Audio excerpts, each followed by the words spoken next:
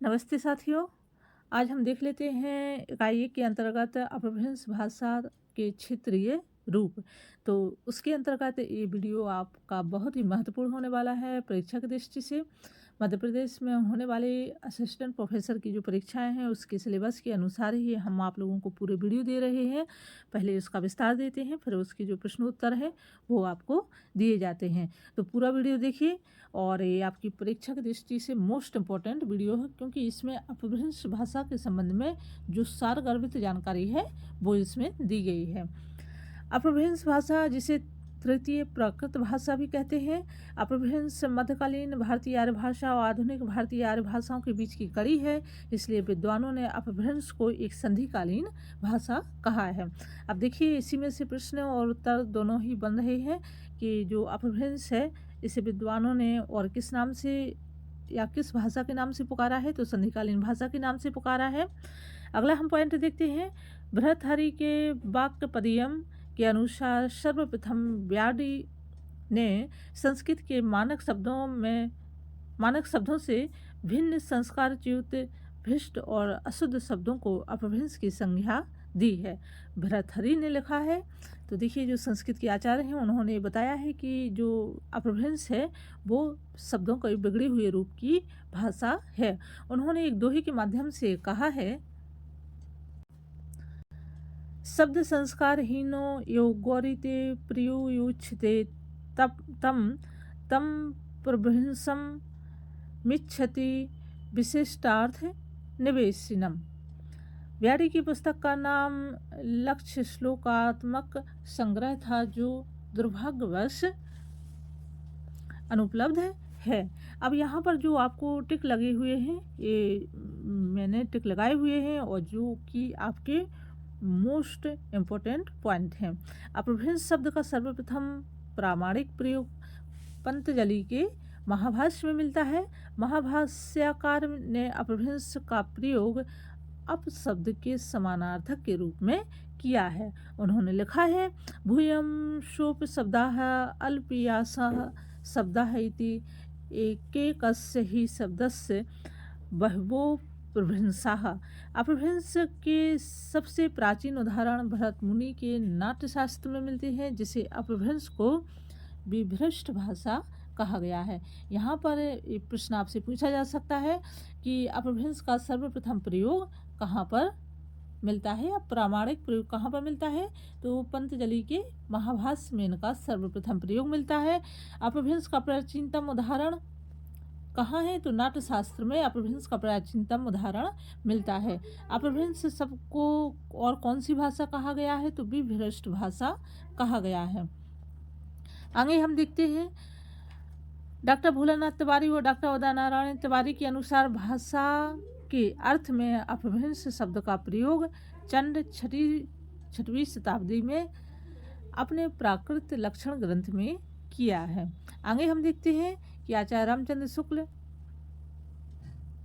के अनुसार अपभ्रंश नाम पहल वल्लभी के राजा धारसेन द्वितीय के शिलालेख में मिलता है।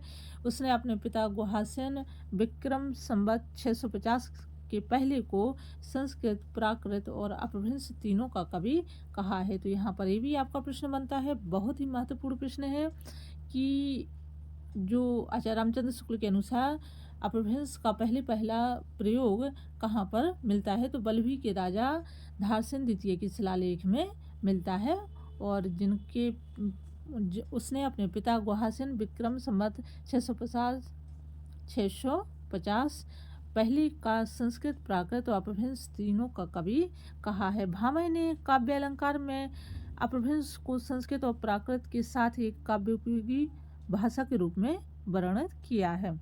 संस्कृत प्राकृतम चान्याद्रप्रभ्रंश इति त्रिधा। आचार्य किशोरी दास वाजपेयी ने अपभ्रंश को ड़ा भाषा कहा है। आचार्य दंडी ने काव्यशास्त्र में समस्त वाग्मय को संस्कृत, प्राकृत, अपभ्रंश और मिश्र इन चार भागों में विभक्त किया है। तो यहाँ पर जो हमारे संस्कृत के आचार्य हैं उन्होंने अपभ्रंश के बारे में क्या क्या कहा है, कौन कौन सी जानकारी दी है, ये दिया गया है। आचार्य रामचंद्र शुक्ल ने अपभ्रंश को कब से माना है ये भी बताया गया है। ये पूरा जो वीडियो है आपका जो अपभ्रंश से संबंध इसमें सार ही दिया है। आचार्य दंडी ने काव्यदर्श उनका जो ग्रंथ था आचार्य दंडी का काव्यदर्श में समस्त वाग्मय को संस्कृत, प्राकृत, अपभ्रंश और मिश्र इन चारों भागों में विभक्त किया है। यहाँ पर इनके श्लोक दिए गए हैं। तदे तदा वाग्मय भूयाः संस्कृत प्राकृतम तथा अपभ्रंशश्च मिश्रश्चित्याहुश्च चतुर्वृद्धनम। आचार्य दंडी ने काव्यदर्श में अपभ्रंश को आभीर भी कहा है। देखिए यहाँ पर ये भी मोस्ट इम्पोर्टेंट है कि आचार्य दंडी ने काव्यदर्श में अपभ्रंश को क्या नाम दिया है, तो आभीर नाम दिया है। उन्होंने एक श्लोक में कहा है कि आभीर आदि गिरधा काव्येष्वभ्रंशाः इति स्मृताः। अपभ्रंश को विद्वानों ने विभ्रष्ट, आभीर, औहट, पटमंजरी, औहत, औहट आदि नामों से भी पुकारा है। इसके साथ ही विभिन्न विद्वानों ने अपभ्रंश के निम्नलिखित भेद बताए हैं, तो ये भेद भी आपको पढ़ना है। ये परीक्षा में पूछे जा सकते हैं कि अपभ्रंश को किन किन नामों से जाना गया है, और यहाँ पर ये आपके भेद दिए गए हैं। तो सबसे पहले क्या है यहाँ पर नामी, साधु, और इसमें उपनागर, आभीर, ग्राम्य, मार्कंडेय, नागर, उपनागर, ब्राचड़, याकोबी जो विद्वान हैं तो उन्होंने इसका नाम दिया है पूर्वी, पश्चिमी, दक्षिणी और उत्तरी।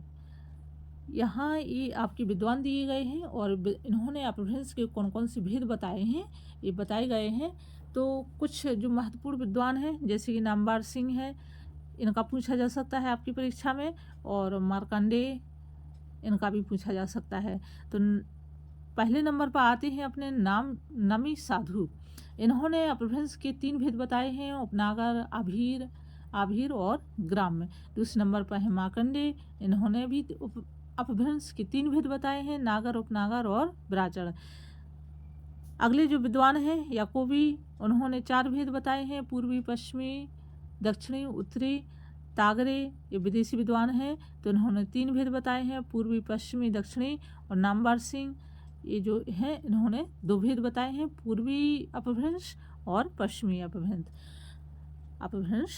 डॉक्टर सुनीति कुमार चटर्जी ने अपभ्रंश को भारतीय आर्य भाषा के विकास की एक स्थिति माना है। इनके अनुसार 6वीं से 11वीं सदी तक प्रत्येक जो प्राकृत का अपना अपभ्रंश स्वरूप रहा होगा। जैसे मागधी प्राकृत के बाद मागधी अपभ्रंश, मागधी प्राकृत के बाद अर्धमागधी अपभ्रंश, शौरसेनी प्राकृत के बाद शौरसेनी अपभ्रंश एवं महाराष्ट्री प्राकृत के बाद महाराष्ट्री अपभ्रंश का जो प्रचलन था या रूप परिवर्तन हुआ है, इसी तरह से अपभ्रंश का भी अपना रूप रहा होगा।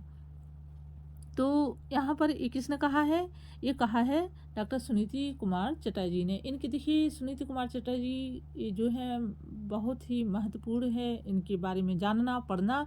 और इन्होंने कहा है इनके अनुसार 6वीं से 11वीं शताब्दी तक इन्होंने कहा है कि जिस तरह से मागधी प्राकृत के बाद मागधी अपभ्रंश आई, अर्धमागधी प्राकृत के बाद अर्धमागधी अपभ्रंश और शौरसेनी प्राकृत के बाद शौरसेनी अपभ्रंश एवं महाराष्ट्री प्राकृत के बाद महाराष्ट्री अपभ्रंश आई, इसी तरह से जो प्राकृत के बाद अपभ्रंश का रूप रहा होगा।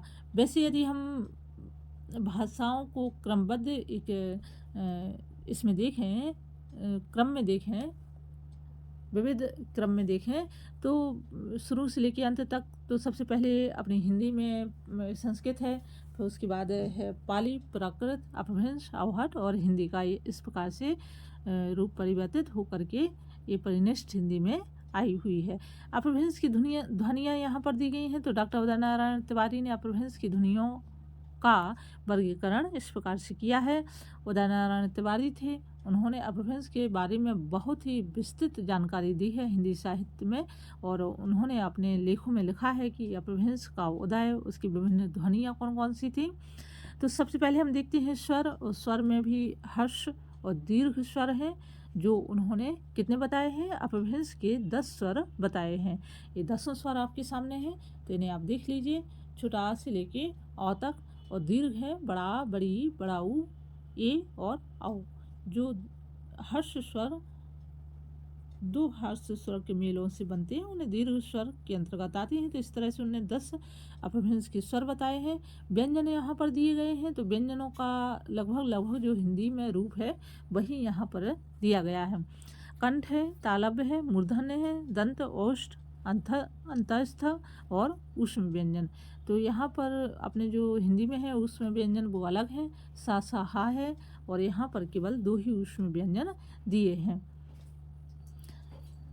आगे हम देखते हैं कुछ और महत्वपूर्ण बिंदु।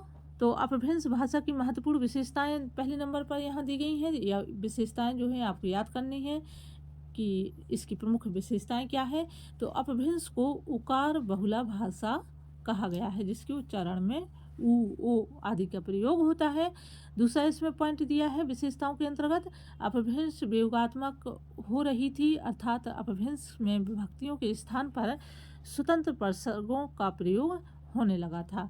अगला पॉइंट है तीसरा, अपभ्रंश में 2 वचन, 1 वचन और बहुवचन और 2 ही लिंग, पुल्लिंग और स्त्रीलिंग मिलते हैं। कितने लिंग मिलते हैं? 2 पुल्लिंग और स्त्रीलिंग। इस तरह से अवहट्ट अपभ्रंश का ही परिवर्तित रूप है। तो यहाँ पर अब ये अपभ्रंश के बाद जो हमारी अगली भाषा का एक संक्षिप्त काल रहा है वो अवहट्ट है, और अपभ्रंश के बाद अवहट्ट भाषा आती है। तो अवहट्ट क्योंकि हमारे टॉपिक में नहीं है, उसमें अपभ्रंश और उसके विविध रूप दिए थे, तो वो आपको इस वीडियो में मैंने दे दिए हैं। तो ये अपभ्रंश की जो 3 प्रमुख विशेषताएं हैं, इसके अलावा अपभ्रंश की ध्वनियाँ, स्वर और व्यंजन, ये भी आपको पढ़ लेना है। साथ ही यहाँ पर जो अपभ्रंश के भेद हैं ये मोस्ट इम्पॉर्टेंट है। और कुछ विद्वान हैं जैसे संस्कृत आचार्य हैं और आचार्य रामचंद्र शुक्ल के अनुसार अपभ्रंश की क्या स्थिति रही और कब से कब तक इसको माना गया है, ये आपके लिए बहुत ही महत्वपूर्ण पूरा पॉइंट है। क्योंकि हिंदी साहित्य में अधिकांशतः प्रश्न और जो मत हैं वो आचार्य रामचंद्र शुक्ल के अनुसार हैं, तो उनके बारे में हमें जानना पढ़ना बहुत ही आवश्यक है। तो आज के लिए इतना ही। अगले वीडियो में आपको इसके प्रश्नोत्तर दिए जाएंगे और अधिकांशतः विस्तार तो आपको बताएंगे, जो संक्षिप्त रहेगा। प्रश्नोत्तर आपको ज़्यादा दिए जाएंगे, जिससे कि आपको परीक्षा में ज़्यादा से ज़्यादा सहयोग मिल सके। आज के लिए इतना ही, धन्यवाद।